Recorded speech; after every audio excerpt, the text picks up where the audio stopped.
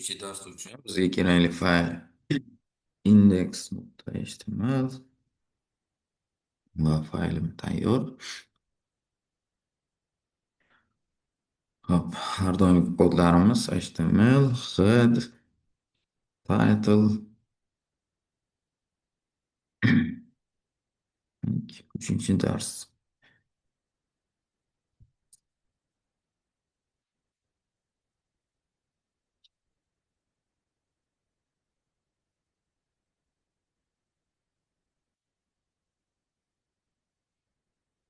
Hop, o'tgan dars ro'yxatlar mavzusini bir qismini ko'rgandik.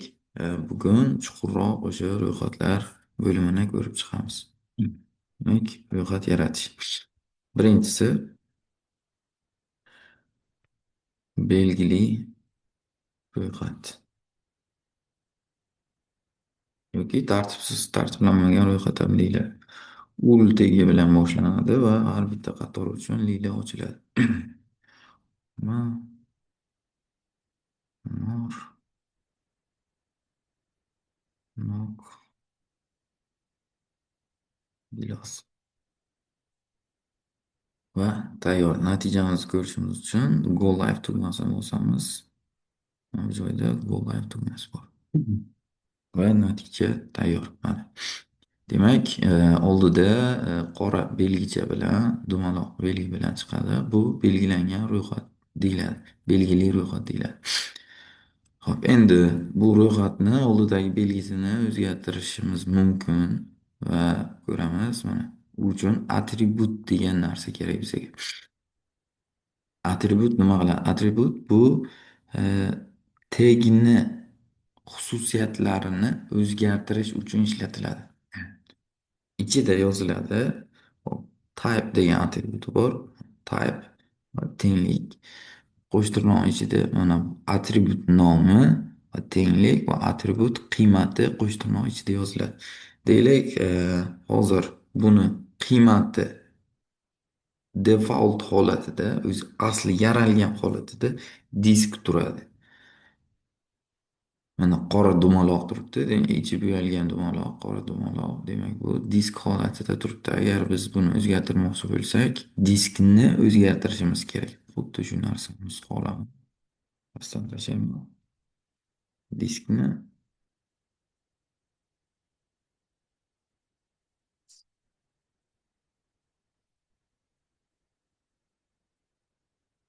sirkul ichi bo'sh aylana ko'rinishi keldi. Bu doira, ichi bo'yalgan doira bu. Ichi bo'sh aylana ko'rinishiga keldi. Va yana qanaqa turlari bor desak, square, kvadrat, to'rtburchak shakliga keladi. Va yana nan degan tur ham bor. Agar umuman hech qanaqa belgi bo'lishini xohlamasam, none, nan deb yozib qo'yamiz. Demak, disk, circle, square va nan. Nan bo'lsa hech qanaqa belgi ekan. Xo'sh, attribut nimaligini ko'rdik, type ko'rdik, circle, square, disk. Demak, agar bu joyda hech qanaqa type yozmasa va o'zi default holati, o'zi yaralgan holati disk holatida bo'ladi. Buni yozsam ham, yozmasam ham bitta narsa bo'lib turadi. Hop, endi bu belgili ro'yxat edi. Ana endi tartibli ro'yxatni ko'ramiz.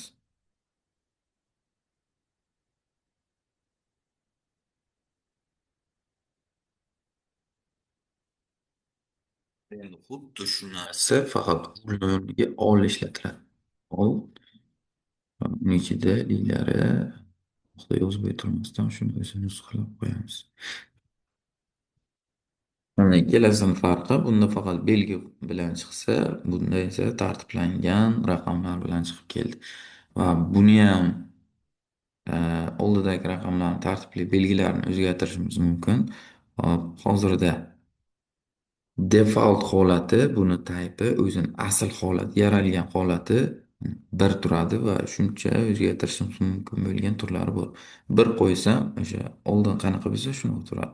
Agar o'zgartirmoqchi bo'lsam, katta A qo'ysam, A, B, C, D deb tartiblab ketadi. Agar kichkina A qo'yadigan bo'lsam, kichkina A bilan tartiblab ketadi. Va katta I harfini qo'yadigan bo'lsam, endi rim raqamlari bilan sanashni boshlaydi.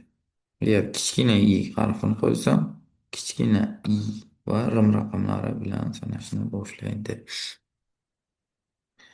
Hop, demak, buni tiplarini, type'larini ko'rib chiqdik. Shunaqa usullari bor ekan va hozircha buni o'chirib turamiz va endi qo'shimcha bunga yana qo'shimcha e, atributlar bor. Ular deylik qiymatga ega bo'lmagan atributlar reverset degan atribut bor. Reverset nima qiladi? Bu teskari sanab beradi mana. Endi 1 2 3 4 emas, 4 3 2 1 deb sanab ketdi. Reverset bu teskari sanaydi. Xo'sh, reverset o'chiramiz. Undan keyin start degan atribut bu. Start nima ish qiladi? Start bu nechidan boshlab sanashni aytadi, tartiblashni aytadi. 7 desam, 7dan boshlab tartiblab ketadi. Agar 7ni o'rniga K qo'ysam, K harfidan boshlab alfabetda tartiblab ketadi. Ha, lekin bundan oldin type o'sha harfga moslangan bo'lishi kerak. Type kichkina a va bu yoqda start a bo'lishi kerak. Shunda endi K harfidan boshlab sanab ketish kerak edi. Xo'sh, bu narsa type a lekin o'xshamadi. Demak, belgilaylik. Ha, demak, atributi faqat adashmasam raqamlar uchun ishlaydi ekan. Deylik 9 desam, ha, raqamlarda ishlayapti. Lekin harflarda ishlamadi. Va rim raqamini ham qo'yib ko'ramiz. Rim raqami bu yoqda xo'sh, ikkita rim raqam. Rim raqamida ham ishlamadi. Demak, faqat raqamlarda ishlaydi ekan. Nechinchi raqamdan boshlab sanab ketishni bildiradi. Bu joyda 9 raqamini qo'yib, bu yoqda raqam bilan sanalsin deb 9 o'ndan 2 bo'ldi va reversetni ham qo'shadigan bo'lsam, teskarisiga endi 9 8 7 6 bo'lib ketadi ekan. Hop, tartibli va tartibsiz, ya'ni belgilangan ro'yxatlarni ko'rib chiqdik. Ana endi ichma-ich yoziladigan ro'yxatlarni ko'rishimiz kerak. Belgi qo'yaman va yozaman. Deylik, u, li va mevalar. Xo'sh, li, moshinalar va yana bo'lishi mumkin kasblar. Kasblar. Mana uchalasi ham chiqdi. Xo'sh, keling shundan keyin yer berib qo'yaylik. Bir vaqtni o'zida 4 ta yoki 5 ta ko'proq yer bermoqchi bo'lsam, deylik 6 ta ko'paytirishim mumkin. Enter bosaman, pastroqqa tushadi. Endi bularni har biri, mana mevalar, mashinalar, kasblar turibdi. Har biri yana bo'laklarga bo'linishi mumkin, bo'limlarga. Nima qilamiz endi? Misol ustida xohlagancha enter bosish mumkin. O'zimga qulay qilib, mana ko'rishni xohlamadim, pastroqqa tushirib qo'ydim. Buni ham ko'rishni xohlamasam, holatga o'tkazishim mumkin. Ho'p, endi mevalar. Mevalar bo'limini yana alohida bo'limga ajratish mumkin. Ichidan yangi ul ochiladi. Endi mevalar kiritiladi. Keling, anor, nok. Mana, mana shunaqa ko'rinishga kelishi mumkin. Hop, endi mashinalar. U Ali, xo'sh, Malibu yoki bo'lishi mumkin Spark yoki xo'sh, Nexia. Mana, va kasblardan keyin ul ochiladi va keling ikkita kasb qilishim kerak bo'lsa ko'paytirib enter bosaman. Xo'sh, dasturchi, dizayner. Mana, demak bu ichma-ich yoziladigan ro'yxat deyiladi. Hop, Visual Studio'da va HTML'da katta va kichik harflar e, farq qilmaydi. Katta ul yozsam ham bo'ladi. Harflar bilan yozib ishlatsam ham bo'ladi. Lekin e, qulaylik jihatidan iloji boricha umuman katta harflar ishlatilmagani yaxshiroq. Kichkina harflar ishlatganimiz yaxshiroq. Katta harflar ishlatish tavsiya etilmaydi, lekin xato emas.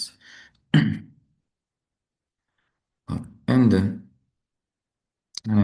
bitta vazifani olamiz va o'sha vazifani bajarib ko'ramiz.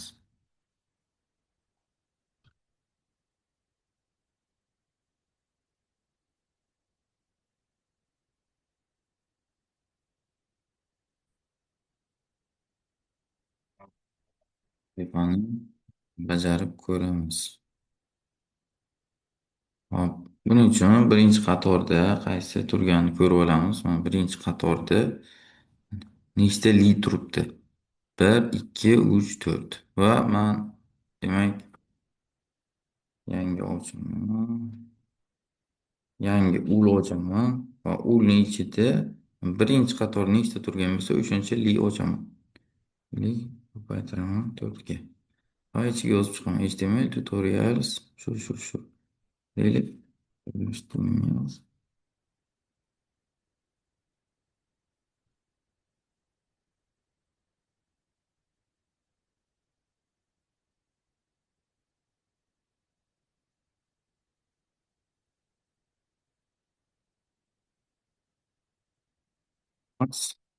Yozdim.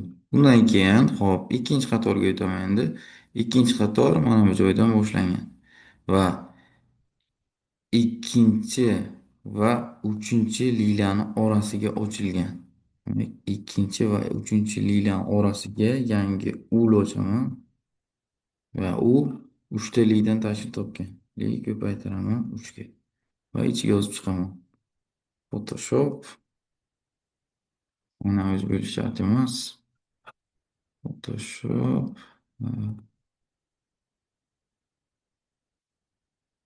Illustrator va Web Designer.